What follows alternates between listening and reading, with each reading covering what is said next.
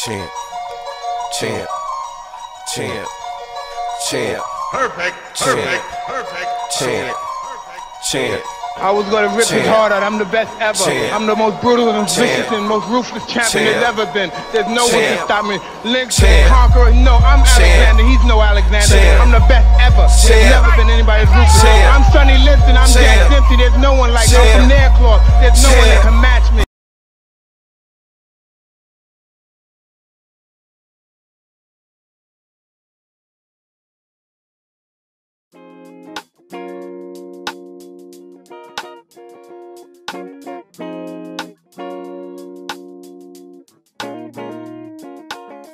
Councilman Nick Lebron running for mayor.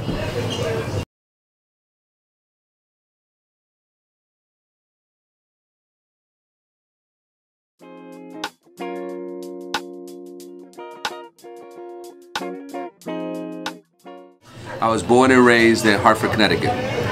Okay.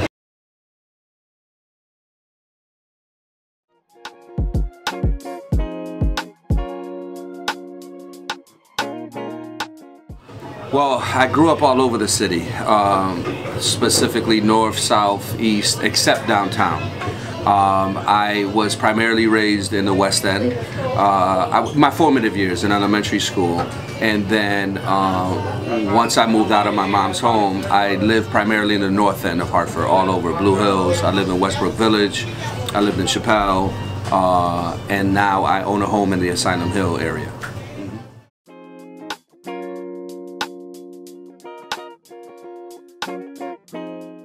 So I started at Sacred Heart, which is right here behind, it's called Capitol Prep. Back in the day it was called Barner Brown. And then I went to Noah Webster School, graduated from there, went to Quirk Middle School on Edward Street, and from Quirk Middle I went to Hartford High. From Hartford High I went to Capital Community College, graduated there, earned a scholarship, went to and got my bachelor's from Trinity College, and then went on and got my master's from Trinity as well. So all of my education has been inside the city of Hartford.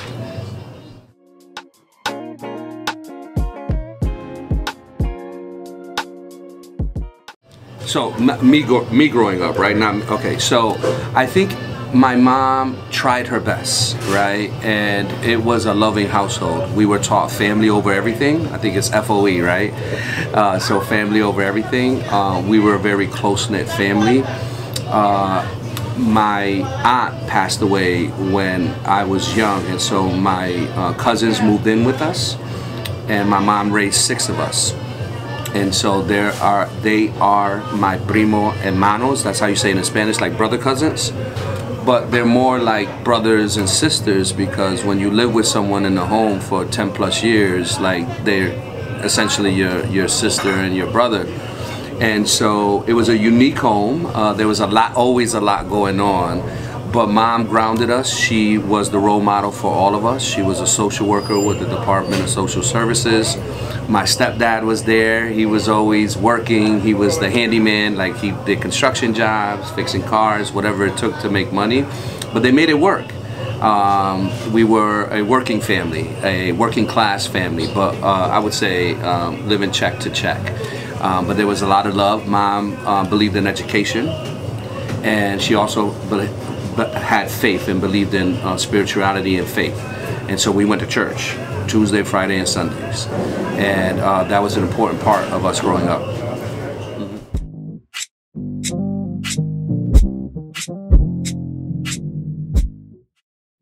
Well, I think the first one that always comes to mind is when my grandfather was murdered when I was 8 years old on Main Street. You know, my grandfather he wasn't a perfect man, but he provided a safety for all of us, not just myself as his grandchild, but for his children, for my grandmother, his wife. He was a physically 6'3" Puerto Rican man, and just was a no-nonsense type of guy. And he was murdered. He got in a fight on Main Street across from Sands. It was called People's Market. And he was murdered, defending my aunt. and he was always super defensive of us.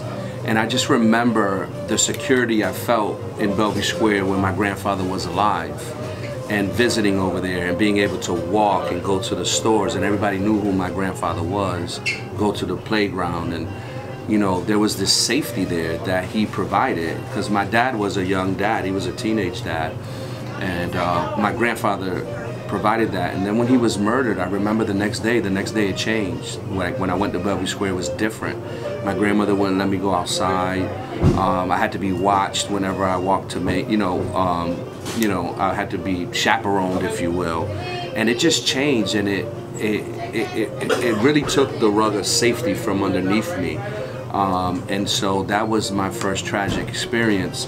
I think unfortunately since then, I've experienced numerous traumas, and numerous trauma and death by homicide and gun violence in particular, up until my little cousin, who he's cousin by blood, but I was almost like an uncle / father figure for him, and he was murdered in 2020.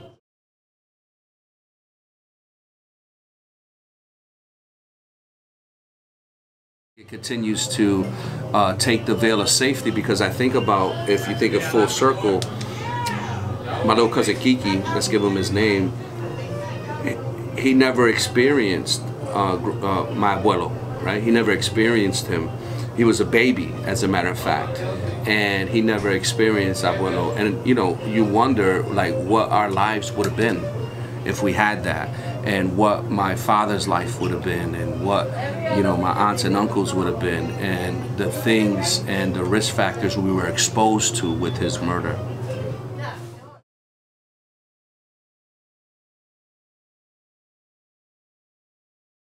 That's a great question, Champ, and I want to frame it uniquely, right?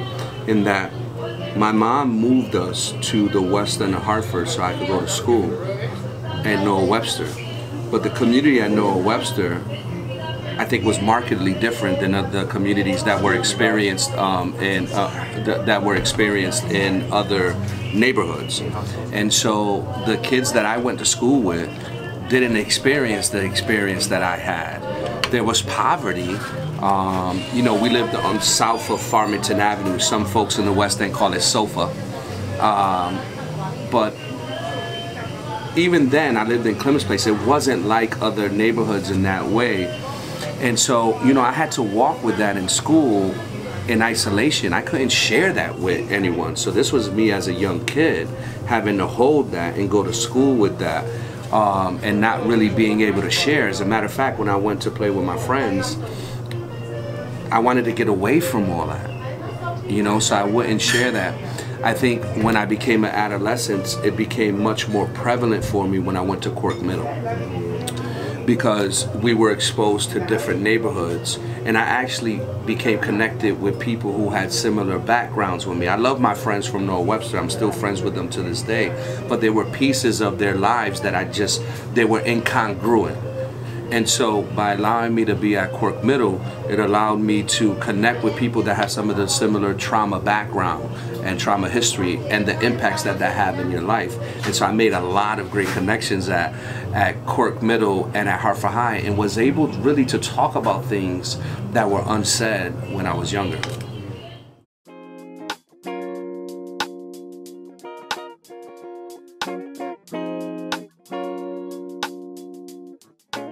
Middle schools was either Quirk or Fox. Yep. And then you had, there was a couple schools that went K through 8, like Kennelly. My wife went to Kennelly. I bothered her about that. They kept them isolated, you know, but I teased her about that. But yeah, Quirk Middle, it was like, I remember walking off the bus that same day and seeing thousands of students and only seeing a handful of teachers in the yard.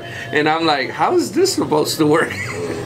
And I learned very quickly the first day, seeing things that again is synonymous with a lot of the neighborhoods that are mostly make up Hartford, but oftentimes these pockets, you know, often get highlighted more.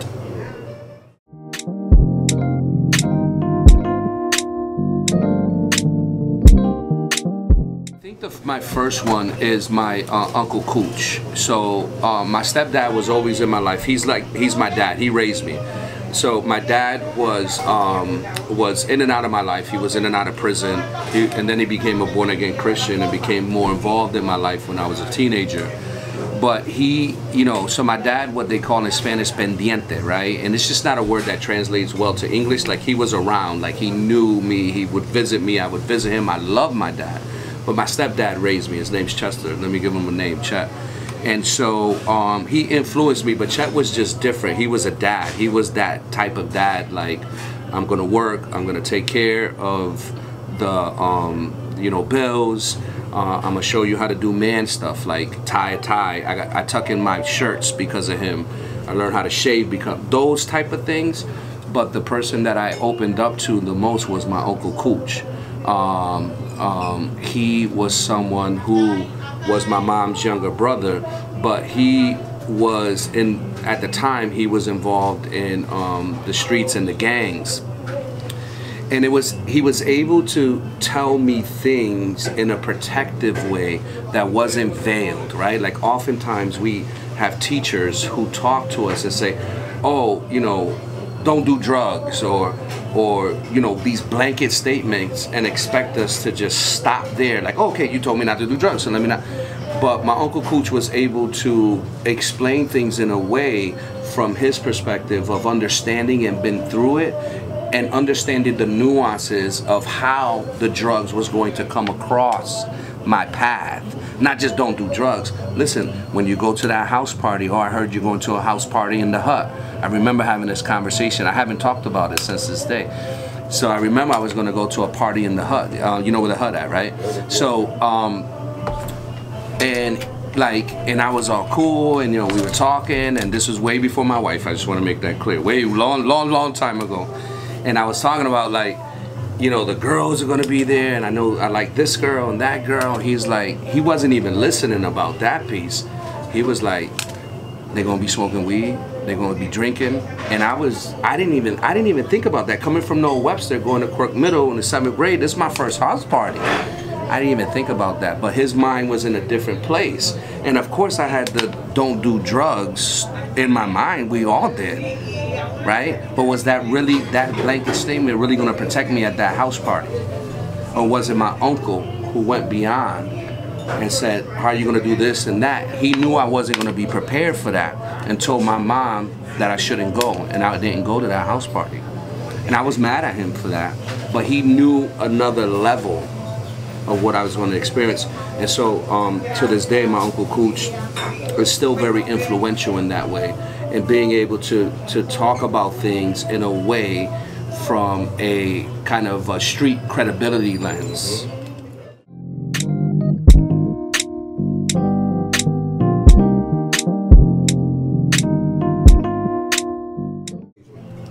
I think the first thing is we're actually at a place where it all started for me.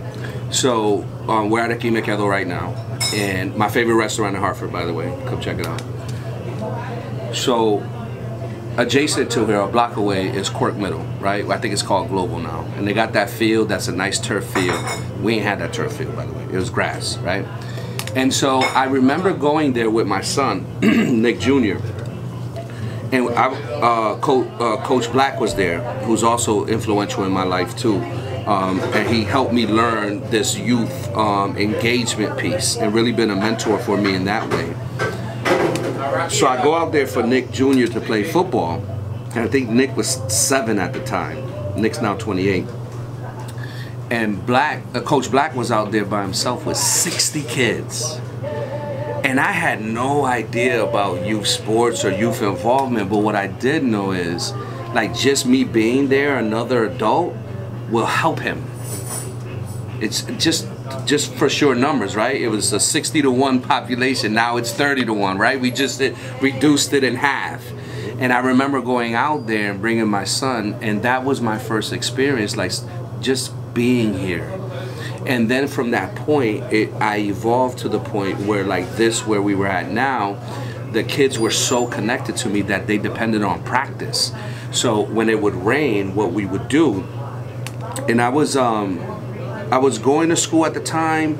You know, we were living, my wife and I, me and Millie, were trying with our 3 children, you know, trying our best. And so money wasn't there like that, right? And so I remember in the rain having disconnected and not wanting to cancel practice because I know those kids, they have nowhere to go. And so what we would do here, and this is why Joel and I are so connected, is that I would come here and I have a dub in my pocket, $20 for those that don't know.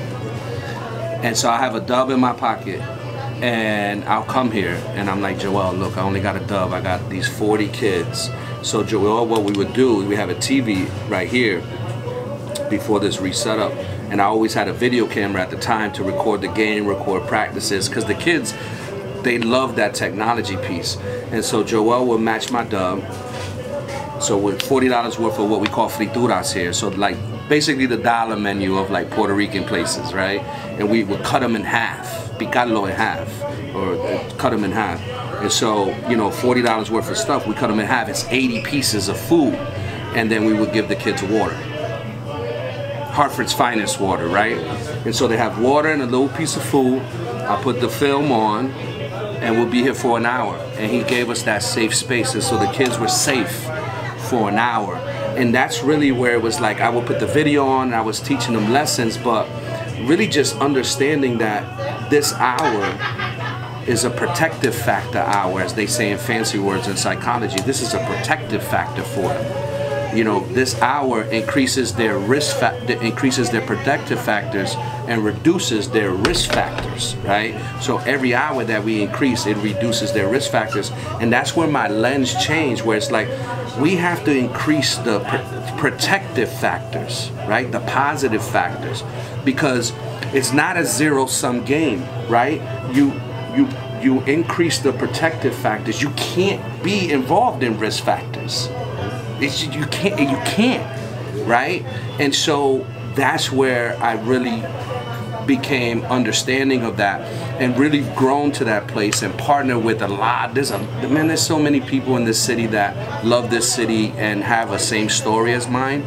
You know, I'm a Hartford success story, but there's so many others. You know, I was just talking to my buddy Dean Jones on the way here. I think about his mission, and I think about my buddy Phil and my buddy Brian, you know, like, you know, so close and being so close to the work, but them understanding like, yeah, you know, Dean loved basketball, Brian loved soccer, Phil loved football, but it's more to that than that. It's more to them than that. It's really providing safety for the children in our community. And that's when I realized that. So as a result, myself partnering with all those guys, we have formed something called the Active City as founding members. And like right now we have 21 programs. We serve 2,000 kids a year. And I think about every hour that we provide for those 2,000 children is an hour less of dangerous circumstances that they have to go through. So it all started here.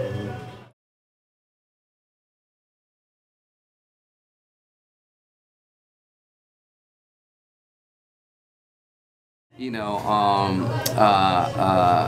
remember those players are like 29, 30 years old now, and they got kids on their own right. Some of them are coaching themselves, you know, and I went on to coach basketball. I coached a lot of different stuff.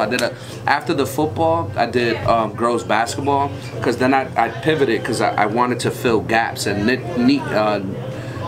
niches, because at that time there were so many people doing football. So I was like, okay, where's there a gap? And there was a gap in girls sports. And so I started girls basketball 15 years ago, between 10 and 15 years ago, because there was a gap there, and took off with that. So I did that for like a decade. And so there's a lot of young girls, there were young women now who were part of my program. Now they come back and they help me coach. So like Nyjah and Bree, they help me coach Saturday Hoopsters, and that's 2 generations. So Nyjah, I coach Nyjah, Nyjah coached Bree, part of my programming, and both of them now coming back to coach Hoopsters, and it's such a beautiful thing. They're coaching the girls, actually the boys too, because they're good basketball players, and the boys love it because they see an embodiment of a female mentor playing basketball, and these young ladies are teaching them the game of basketball. It's such a beautiful sight, because they're, you know, normally when we was coming up, it was always males, right? Like, and so the males were mentors, and so now these young men are coming up seeing strong women of color from our community coming back, dedicating and volunteering their time, and seeing the difference, like playing this you know, this super masculine sport. And so it breaks down all these constructs in their mind. And don't play with them, they're gonna make you run.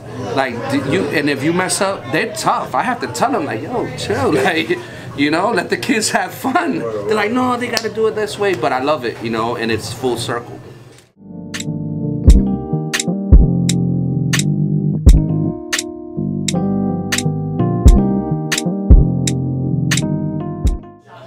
Champ, we can't do it alone. We like to think we could do it alone. We like to talk about stories like I did this on my own by myself, but we can't do it alone. And if you think about that, how that plays into politics with the city, we have to be one city and have to be one Hartford. We can't do it alone. We can't do it in sections. We can't just do it in downtown. We can't just do it in Chappelle.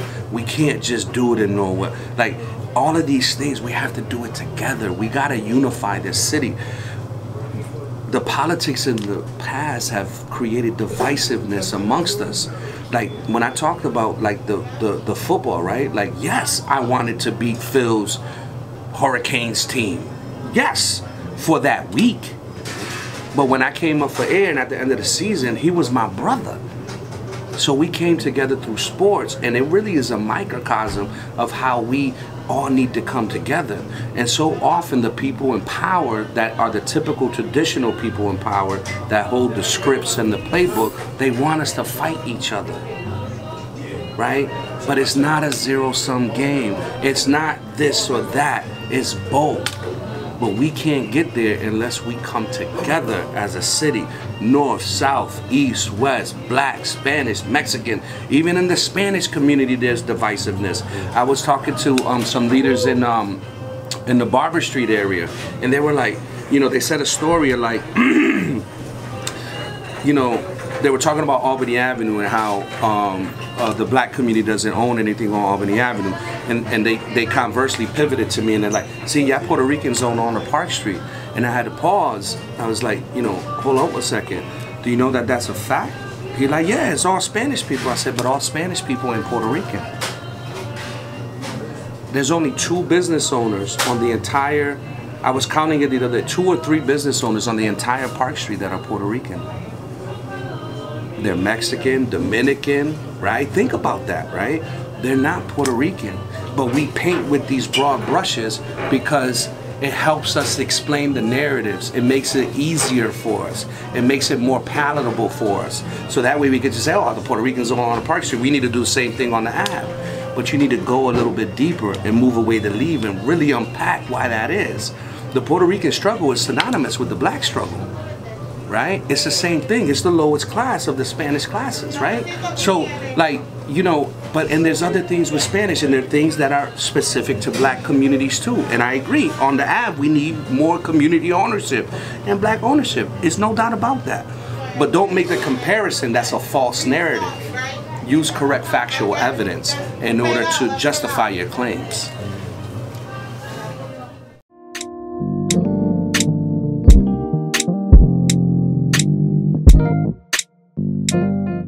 So, you know, my profession is a social worker, right? My mom was a social worker. I grew up in a social work home, and I went into social work. When I initially went into social work, it was because I felt like I had the background knowledge, kind of the cheat code going into it, if you will. The kids say cheat code all the time when they play the game. So, but the other thing too is understanding I was extremely marketable. Being bilingual, being a male in an industry that's dominated by people that don't look like me, right? Traditionally white women. And so I knew that that would make me extremely marketable on the other end once I graduated. But really, social work is my life. It's who I am. I've been involved in human service all my life. So the trajectory of that, right? I was a social worker first, then I became a family therapist. I did home visits all over the state. But every phase, champ, of my life is that, you know, I reached a brink or a limit that changed the trajectory of what I wanted to do. And so as I was a social worker working with dads, I realized that really what I was teaching the dads was how to tolerate poverty, right? Or the breakdown of the family structure. So then I became a family therapist. And then in family therapy, you know, I started to see the referrals. I worked all over the state, Bridgeport, New Haven, all the urban neighborhoods, and even in some farmlands. And when I was a family therapy, there was a common theme. I was working with white farmers, and that opened up my eyes because what they were dealing with was poverty. And what we were dealing with here was poverty. It's the same thing, right? And so there was this thing in human service to teach people how to tolerate poverty, right? And so then I said, this requires a system change.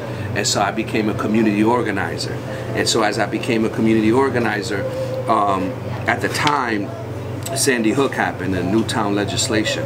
And so at that moment, my agency, Favor at the time, which I love Favor, they charged me with changing the behavioral health legislation from a community organizing perspective, the power of people's voice. So I rallied around 300 parents and the children to change the behavioral health system that still exists to this day, right, at the state capitol. Now, it's not the panacea, right, and we need to revisit that and make it more accessible for families. But damn, it's a lot better than it was when I first started. Then I saw that, and what we were doing as community organizers was trying to influence politicians to make changes. So then I saw lobbyists being able to do it in a one-on-one meeting. So I said, okay, a lot of my energies can be more impactful as a lobbyist. So I got another job as a lobbyist and trying to impact legislators. And then after a period of time, I realized, like, let me be on the other side of the wall so I could create the change myself. And as I progress as a councilman, I've learned how to be an elected official for the city of Hartford, using my experiences both at a state level, my own personal experiences and challenges to influence policy here on the city level. And now it's time. Now this is the natural part of my journey to become mayor, so I could do more with more.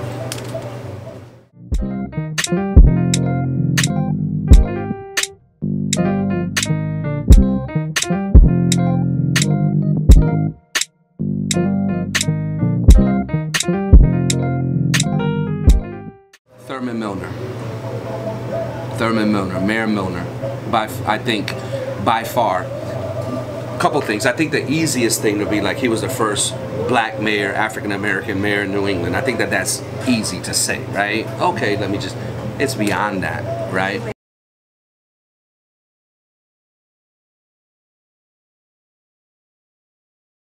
Anyway, so Mayor Milner, so that's the easiest thing.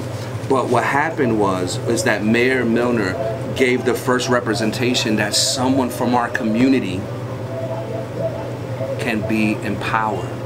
And so what that taught young people, right, and you hear this all the time, is that when they grew up, their belief system, like, I could be mayor. There's a mayor that looks like me. So when I'm going to school in Wish and I'm going to school here, like, that is a real possibility.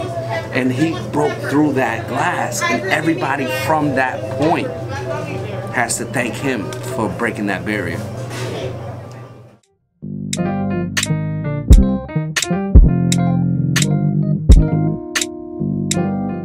Oh man. So this is probably going to be like a whole, I think we need to do a part 2 about broken glass. And let me tell you why.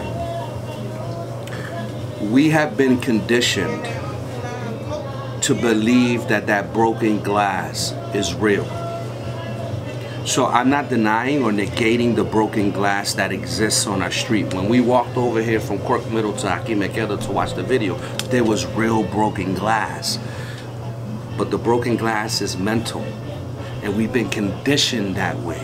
And a lot of how we move and shake affects us in that way.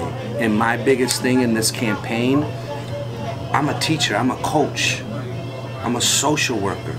Anybody who fights for social justice is a social worker. And my biggest thing is like, yes, be a part of this team, be a part of this movement, help me, donate, volunteer, you know, all of these things.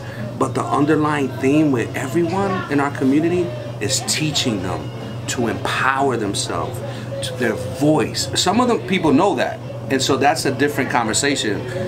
But for the most part, is understanding how we've been conditioned to disenfranchise ourselves.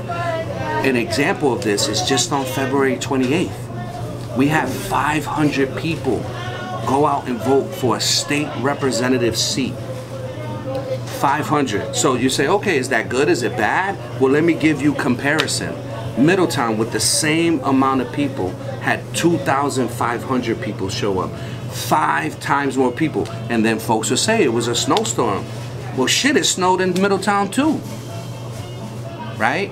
And so, and then Middletown, it was all of Middletown. The 6th district was just an area. And so the broken glass is something that's not tangible. You can't touch it. You can't feel it. It's here. It's a mindset. And so you have to, all of us, you, Champ, me, everybody in this room, if you got empowered, you have to turn to that next person and say, empower yourself. Enfranchise yourself. Don't let the political powers that be. I see some movers and shakers, I'm not going to say no name, heavy hitters. Oh, I'm not going to get involved. I'm going to stay neutral. What? You're going to stay neutral? I get passionate. Why would you stay neutral? Why would you not get involved in the political process? Why would you not effectuate change? Oh, because if I pick the wrong one, who cares?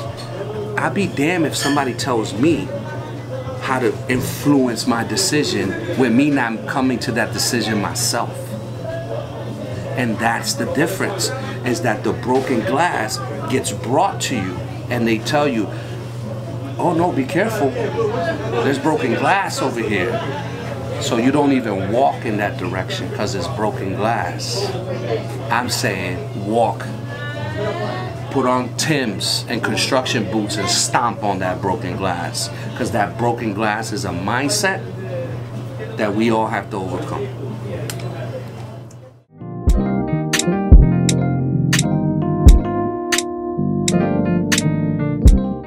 I think a couple things, Champ, right? So I think the easy thing for people of color, right? What we first think about and what we talked about mostly is like human service, youth, voice, gun violence, those type of things. And those things are real. I think everyone knows in this race that I'm the expert in that area. Let me address the things that we haven't talked about, and that's the business aspect, right? The first thing is that Hartford is no longer for sale. The for sale sign is coming down. So that broken glass mentality, they've also done it from the business aspect, right? They've made us conditioned to fear home ownership, fear investment. You know, when you hear stories from the powers that be that no one wants to invest in Hartford, have they ever asked you and I? Have they ever talked about, why don't we do co-ops and bring 20 people from minority people together and invest in a property? Everybody put in 10 grand or 10 G's, like they say, right? And now you got 100 grand, and how can you leverage that with the power of the city to bring that together? No, they say, oh no, we can't find investors. We can't find people to put a grocery store in the North End, but yet everybody in the North End has to buy groceries. How does that make... I'm sorry. How does that make sense? The people in the North End buy groceries. They're going somewhere. So we're saying that whatever study that you're doing, that it won't support a grocery store. Have you really let people in? Have you really let investor in? How have you sold that story, right? Like, look, I think the people in Hartford, we're resilient, right? We hustlers, sometimes in a negative way, but more importantly in a positive way. You know, I'm here at Aquí Me Quedo, and guess what? The people behind the counter, they know the community, they build relationships. Oh, you want an Acapulco? Why don't you get some tostones with it? You want a water with that? You want a Malta? Why don't you get both, right? That's the thing, right? When we're selling to investors and we're marketing to them, how hard is that marketing plan?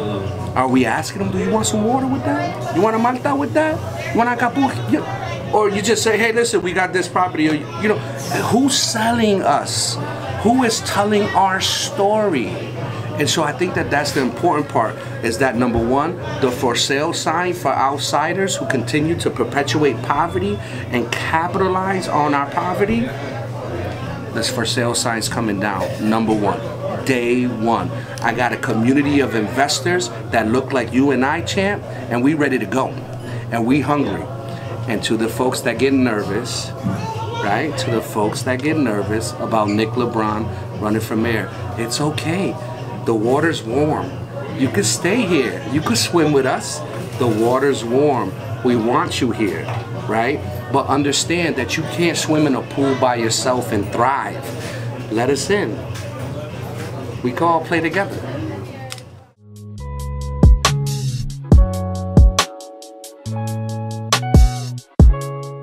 For my wife, I met her, I found love in Hartford. Hartford High, I met my wife so long ago, and I'm a big person of faith and fate. And man, like I absolutely adore my wife. I'm thankful for my mama. I get emotional about these things because these people, you know, chose to walk. You know, obviously my mom, I'm her child, but my wife walking this journey with me. That always wasn't positive. It was ups and downs. I'm thankful for my children, who are leaders in their own right. Right? Like as a young dad, I was so nervous. Like, I want my kids to succeed, and I apologize to them because like I was strict. Because I was afraid of the broken glass. I was afraid of the broken glass, and then I began to realize like that broken glass, some of it is real, but some of it is up here. And so, you know, all of them went to college and have come back. I thought when they went to college they was gonna bounce like a lot of people do on Hartford. They go to college, they bounce, and they don't come back. They bounce means leave, and they don't come back. But my kids came back, and they're leaders in their own sectors, and you know, homeowners and property owners and teachers and teaching children and doing it. I'm so proud of my children. It's my #1 accomplishment, and so like that's the top top influencers in my life. And then you know, all the men I mentioned before, but it's really been a blessing.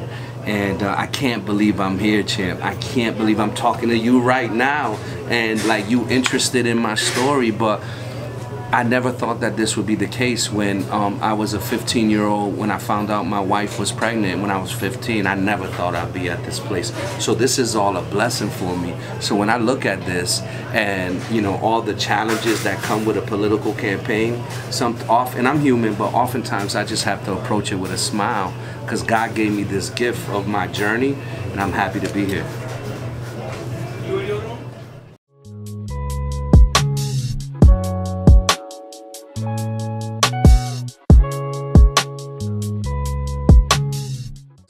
I'm a Hartford success story. You know, I'm hopeful about Hartford's future. I'm hopeful about what we can do. I'm hopeful that once I become mayor, that everybody comes on board, that they'll see that the opportunities are there and will exist for everyone. You know, this is a campaign that is intended to unify the entire city, right? Not only unifying the entire city, but allowing access to economically thriving opportunities, right? But also providing the safety. I think there's unquestionable the experiences that I bring around education and gun safety messaging and all of those things that come with poverty. Like, there's no question about that. And so, like, that's what I believe that we're gonna do. And matter of fact, that's what I know we're gonna do.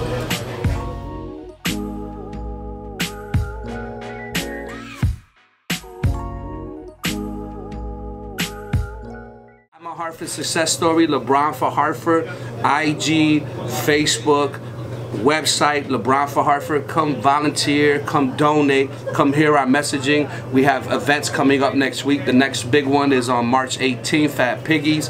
Come on down, let's have a conversation. Let's have these critical conversations that we need and courageous solutions in order to get over them.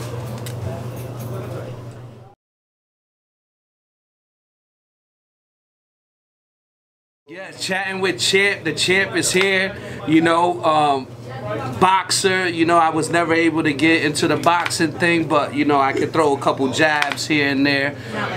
Not like that. No, it'll be more influent, and you know, don't let me come over with the right hand. So thank you, Champ, for this opportunity, chanting with Champ. You know, blessings to your platform. I hope it grows and proliferates.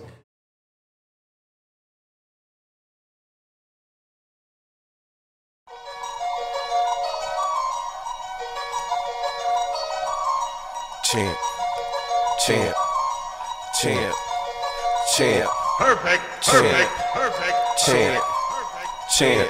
I was gonna rip his heart out. I'm the best ever. Champ. I'm the most brutal and vicious Champ. and most ruthless champion there's Champ. ever been. There's no one to Champ. stop me. Lynx, Champ. conqueror. No, I'm Champ. Alexander. He's no Alexander. Champ. I'm the best ever. There's Champ. never been anybody's ruthless. Champ. I'm Sonny Liston. I'm Champ. Jack Dempsey. There's no one like me. Champ. I'm from Nairclaw. There's no one that Champ. can match me. I'm more than a man. You need more men. I am Mike with the hands. I lead with the pen. Got the mold of a beast.